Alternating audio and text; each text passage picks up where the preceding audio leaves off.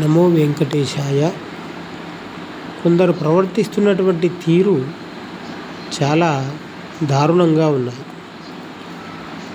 ఈ మధ్య హైదరాబాదులో పెద్దమ్మవారి గుడి కూల్చివేత సందర్భంగా కొందరు మహిళలు వెళ్ళి అడ్డుకోగా, ఆ అడ్డుకునే వారికి సపోర్ట్ చేయక పైగా వారినే విమర్శిస్తున్నారు కొందరు పండితుల శిష్యులు.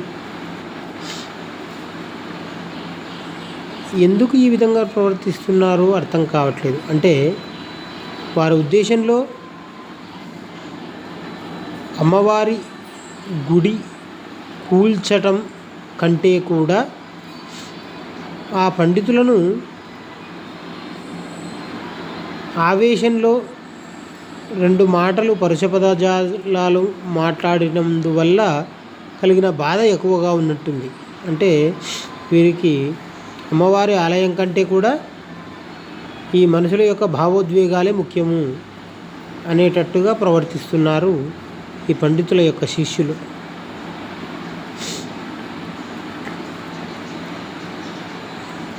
ఎందుకు ఈ విధంగా ప్రవర్తిస్తున్నారు?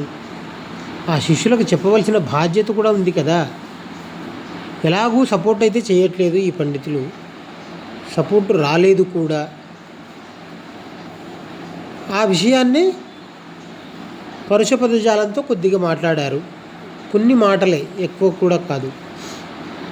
ఎన్ని మాటలైనా తప్పే అయినప్పుడు ఖండించవలసింది ఆమె మాట్లాడిన మాటను కాదు కదా. అమ్మవారి గుడి విషయంలో ఎందుకు స్పందించట్లేదు అన్న విషయాన్ని కూడా చెప్పాలి. మాకు గుడి ఏమైపోయినా పర్వాలేదు, ఆ ప్రియా చౌదరి గారిని మాత్రం దూషిస్తాం, ఆమె వచ్చి క్షమాపణలు చెప్పాలి అంటే మాత్రం ఇది ఎంతవరకు సమంజసం?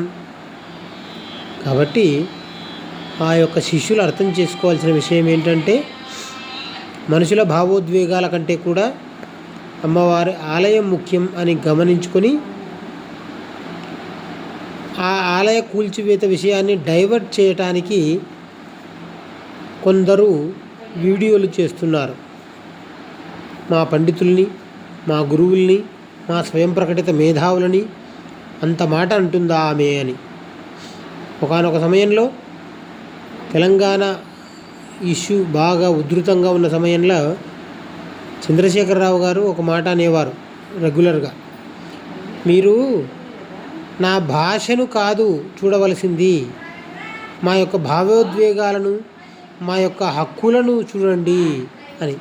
అలాగా ఇప్పుడు అమ్మవారి యొక్క ఆలయం గురించి మాట్లాడాలి అంతే తప్ప ఆ ఆలయం ఏమైనా పర్వాలేదు, ఆ పండితులకు మాత్రం సన్మానాలు చేయాలి అనడం సమంజసం కాదు అనేది నా యొక్క ఉద్దేశం. నమో వెంకటేశాయ.